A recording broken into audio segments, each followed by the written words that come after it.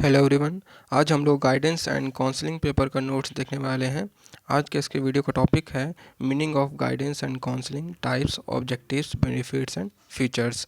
यह notes Hindi and English दोनों में रहने वाला है, तो जो भी चैनल पर नए हैं चैनल को सब्सक्राइब भी कर लें, क्योंकि इस चैनल पर आपको बीएड रिलेटेड सारे नोट्स हिंदी एंड इंग्लिश में मिलते हैं। तो चलिए वीडियो को कंटिन्यू करते हैं। सबसे पहले हम लोग देखेंगे गाइडेंस, इसका मीनिंग क्या है। तो guidance means guidance to show the way और टू गाइड। गाइडेंस का मतलब क्या होता है?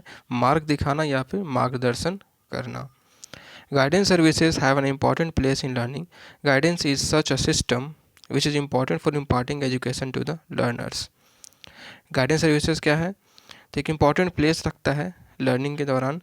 बच्चों में क्या होता है कि स्कूल में केवल उसको सब्जेक्टेबल फॉर्म में ही उसको केवल पढ़ाया जाता है, सब्जेक्ट रिलेटेड ही टॉपिक्स को पढ़ाया जाता है, बताया जाता है, और उन पर एक अलग तरीके से ध्यान नहीं दिया जाता है कि उनको किस तरीके से अपना करियर प्लानिंग करना चाहिए, क्या सेलेक्ट करना चाहिए, क्या उनको ऑक्यूपेशनल तौर पे सेलेक्ट करना चाहिए चीज़ों को, चॉइस उनका क्या होना चाहिए, उनके अंदर क्या एबिलिटी है, वो किस डायरेक्शन में जा सकते हैं। इन सभी चीज़ों के ऊपर वो ध्यान प्रॉपरली नहीं दे पाते हैं।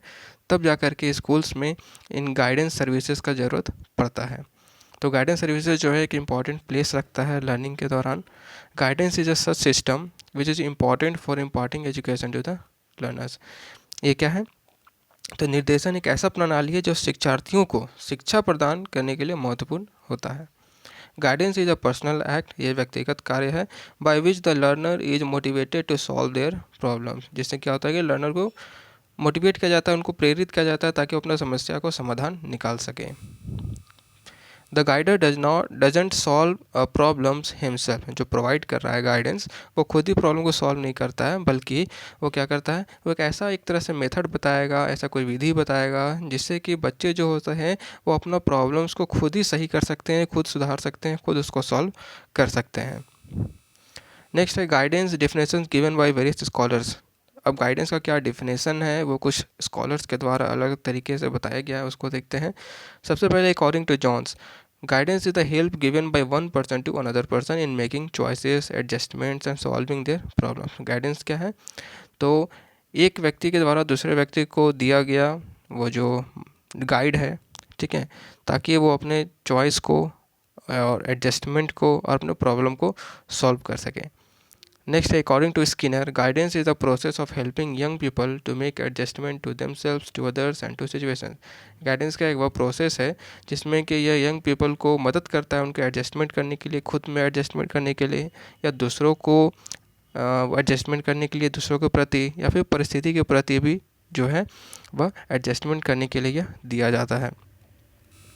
फिर नेक्स्ट है according to Shirley Hamrin, helping a person to know himself so that he can move forward in his life is called guidance.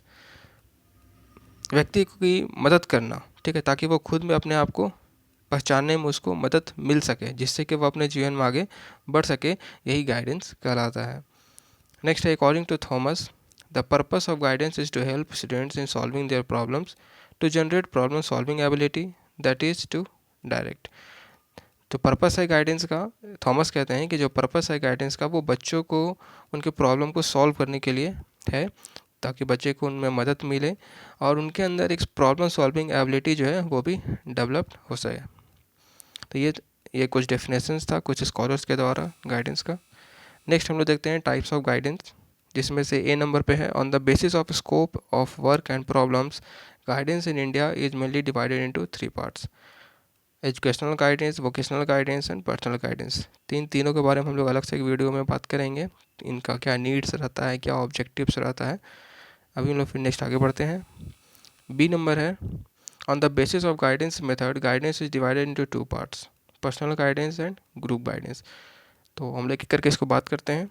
सबसे पहला है personal guidance. Personal guidance means that guidance in which by establishing personal contact with a person after studying his problems minutely, remedial help is given as per the need. That's why this direction is best and effective. Personal guidance में क्या होगा, person to person direct वो contact होगा, वो single contact होगा person के साथ, उनका प्रॉब्लम्स को सुना जाएगा, उनको प्रॉब्लम्स को देखा जाएगा और उसके हिसाब से उनको जो है कुछ रिमेडियल दिया जाएगा, जिससे कि वो अपना प्रॉब्लम को सॉल्व कर सके, उनके जो ज़रूरत है उसके अकॉर्डिंग उनको वो गाइड वहाँ पे किया जाएगा। इस वजह से इस डायरेक्शन वो बेस्ट होता है, इफेक्टिव भी होता है, जहाँ person to person single contact होता है। तो नेक्स्ट होता है group guidance. When guidance work is done in a group or a class, it is called group guidance. This type of guidance is given only when the problems of the entire group members are of the same type. इस type का guidance work या तो group में दिया जाएगा या फिर किसी क्लास में किया जाएगा, ठीक है। ये तब किया जाता है जब पूरा इंटायर ग्रुप में जितने भी लोग हैं सभी का प्रॉब्लम एक ही है, ठीक है, तो वहाँ पे ग्रुप गाइडेंस को प्रोवाइड किया जाता है। नेक्स्ट है ऑब्जेक्टिव्स ऑफ गाइडेंस। गाइडेंस का क्या उद्देश्य होता है, गाइडेंस जो प्रोवाइड किया जाता है उसका क्या ऑब्जेक्टिव्स होना चाहिए। तो पहला है guidance focuses on the individual not the problem. Guidance जो होता है वो इंडिविजुअल पर फोकस करता है, ना कि प्रॉब्लम पर। दूसरा है अरेंजिंग नेसेसरी कंसल्टेशन, जो आवश्यक परामर्श उसका व्यवस्था करना भी ऑब्जेक्टिव है गाइडेंस का। Assure about present and future, वर्तमान और भविष्य को लेकर के जो आश्वस्त है उसको करना, प्रोवाइड करना। नेक्स्ट है leading towards self direction and self development, आत्मनिर्देशन तथा आत्मविकास की ओर अग्रसर करना। नेक्स्ट है गेटिंग सक्सेस इन बिजनेस, ये भी ऑब्जेक्टिव है, गाइडेंस अगर प्रोवाइड किया जा रहा है तो व्यवसाय में सफलता प्राप्त करना। सिक्स्थ है to generate the ability of adjustment in new circumstances, जो नई परिस्थितियाँ आएंगी तो उसमें समायोजन करने का जो क्षमता होगा उसको डेवलप करना। सेवेंथ है योग्यताओं की खोज करना, व्यक्ति की रुचि, अभिरुचि, आवश्यकता, परिसीमा, स्वभाव तथा आदतों के आधार पर चर्चा की जाती है। तो ये कुछ ऑब्जेक्टिव्स भी हैं गाइडेंस के। फिर नेक्स्ट है काउंसलिंग। अब परामर्श क्या होता है, तो the word counselling is related to two persons, counsellor and client. Counsellor जो कि गाइड करेगा, उसको प्रोवाइड करेगा, गाइडेंस को देगा, प्रॉब्लम्स को सुनेगा, और क्लाइंट जिसको यह प्रॉब्लम फेस होगा या जिसको नीड होगा। The counselling aspirant has some special problems which he himself can not fulfil. He feels the need for the opinion of an expert और साइंटिस्ट टू सॉल्व इट। जो counselling जो aspirant होते हैं उनका कुछ अपना प्रॉब्लम्स होता है जो कि वो खुद से सॉल्व नहीं कर पाते हैं, खुद से उस प्रॉब्लम को समाधान को नहीं निकाल पाते हैं, तब उनको किसी एक्सपर्ट का ज़रूरत होता है, ठीक है, उनके ओपिनियन का ज़रूरत होता है जो उस प्रॉब्लम्स को अच्छे तरीके से उनको समझा सके और उससे किस तरीके से बाहर निकलना है उस प्रॉब्लम्स को, उसको वो डायरेक्शन दे सकें। तो इस प्रोसेस को ही हम लोग कंप्लीट जो कहते हैं उसको कहते हैं counselling. According to Myers, counseling refers to two persons in which one is provided with some kind of help. इनके द्वारा क्या कहना है कि परामर्श का तात्पर्य दो व्यक्तियों से है जिसमें एक को किसी प्रकार की सहायता प्रदान की जाती है। Next, according to Webster's, consultation is inquiry, mutual argument और म्यूचुअल एक्सचेंज ऑफ आइडियाज। पूछताछ, पारस्परिक तर्क वितर्क या विचारों का पारस्परिक आदान प्रदान ही परामर्श कहलाता है। अब किस किस टाइप का काउंसलिंग होता है, तो एजुकेशनल काउंसलिंग पर्पस से भी होता है, स्टूडेंट काउंसलिंग होता है, पर्सनालिटी काउंसलिंग होता है, क्लिनिकल काउंसलिंग होता है। नेक्स्ट है कि बिजनेस काउंसलिंग होता है, पर्सनल काउंसलिंग होता है, ग्रुप काउंसलिंग होता है, psychological counselling and situational counselling. ये डिफरेंट टाइप्स ऑफ काउंसलिंग जो है वो होता है, जहाँ पे जो जिनको नीड है वो उस तरीके से वहाँ पे कर सकते हैं।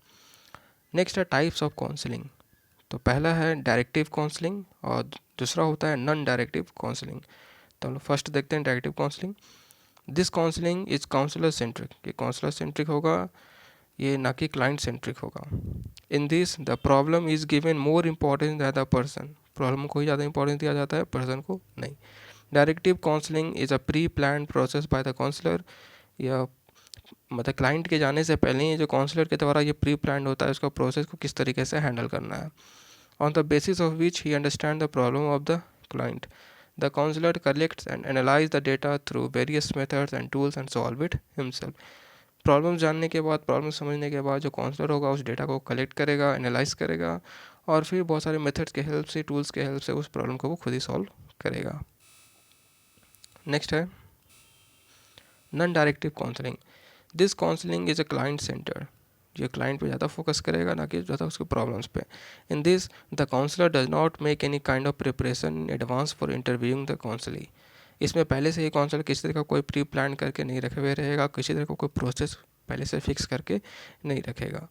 Nor does any make plans. According to Rogers, non directive counselling is psychological and effective because it focuses on the person rather than the problem. Roger कहते हैं कि जो नॉन डायरेक्टिव काउंसलिंग होता है वो साइकोलॉजिकल तौर पे और इफ़ेक्टिव होता है, ठीक है, क्योंकि ये पर्सन पे फोकस करता है ना कि प्रॉब्लम पे। ये पर्सन पे फोकस करेगा तो पर्सन खुद ही अपना प्रॉब्लम सॉल्व कर लेगा। और डायरेक्टिव में क्या था कि काउंसलर ही उस प्रॉब्लम का सॉल्यूशन खोज करके दे रहा है। नेक्स्ट है फीचर्स ऑफ काउंसलिंग। फर्स्ट है counselling should be done individually rather then in a group form. Counselling जो है वो इंडिविजुअली तौर पे किया जाना चाहिए, पर्सन टू पर्सन कांटेक्ट करके, ना कि ग्रुप फॉर्म में। पर्सन टू पर्सन कांटेक्ट करेंगे तो वो ज़्यादा बेनिफिट होगा जो नीडी पर्सन है उसके लिए। सेकेंड है the environment of the classroom should be peaceful. जो क्लासरूम का इन्वायरमेंट है, अगर स्कूल का बात कर लें तो जो क्लासरूम का इन्वायरमेंट होना चाहिए जो भी पीसफुल होना चाहिए। थर्ड है there should be exchange of ideas between the counsellor and the counsellee without any hesitation and fear. जब काउंसलिंग प्रोसेस होता है उस टाइम जो काउंसलिंग होते हैं और जो काउंसलर होते हैं उनके बीच में जो उनका प्रॉब्लम्स को लेकर के या फिर जो भी उनका ओपिनियन है, थाउट्स है, उनको लेकर के कंप्लीट एक्सचेंज होना चाहिए ओपनली, अच्छे तरीके से, बिना कोई हेजिटेशन और फियर का। फोर्थ पॉइंट है through the process of counselling such an ability should be generated in the person that he can solve the problem himself. Counselling का करने का यही बेनिफिट होता है कि वो इस तरीके से एबिलिटी पर्सन के अंदर डेवलप कर दिया जाता है कि पर्सन खुद ही अपना प्रॉब्लम को सॉल्व कर लेता है। फिफ्थ है in the process of counselling evaluation and analysis of the information received by the counsellor must be done.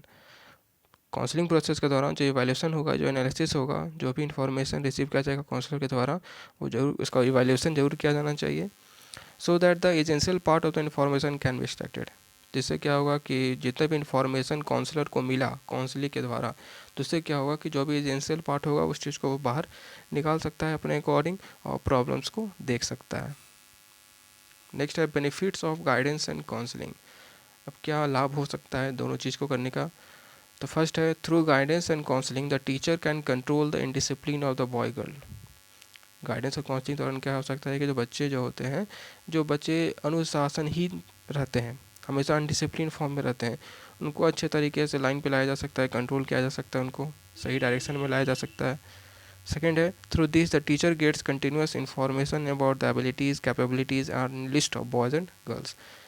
तो गाइडेंस एंड काउंसलिंग प्रॉपर होते रहेगा स्कूल्स में, तो इससे टीचर को आसानी होता है कि बच्चों का एबिलिटीज़ और कैपेबिलिटीज़ को प्रॉपर उनको मिलता रहता है, तो इस तरीके से वो लिस्ट तैयार कर सकते हैं सभी बॉयज़ एंड गर्ल्स का, और एक डेटा भी तैयार कर सकते हैं। थर्ड है in this the teacher can change his study methods according to the need and time. अब प्रॉपर गाइडेंस एंड काउंसलिंग करेंगे तो बच्चों का क्या कैपेबिलिटी है, क्या एबिलिटी है, उनका क्या लेवल है, उसके अकॉर्डिंग जो टीचर हो सकते हैं वो अपना स्टडी मेथड्स को भी चेंज कर सकते हैं। फोर्थ है teachers get an opportunity to directly study the problems of children. Guidance and counselling through क्या होता है कि टीचर को मौका भी मिल जाता है कि प्रॉब्लम जो है बच्चों का जान सकें।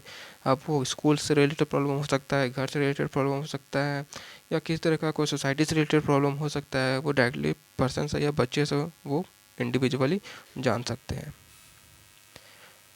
तो यह था आज का कुछ बेसिक नोट्स। अगर ये नोट्स आपको अच्छी लगी हो तो वीडियो को लाइक करें, चैनल को सब्सक्राइब करें और अपने दोस्तों के पास भी इसे ज़रूर शेयर करें। तो मिलते हैं हम लोग नेक्स्ट वीडियो में।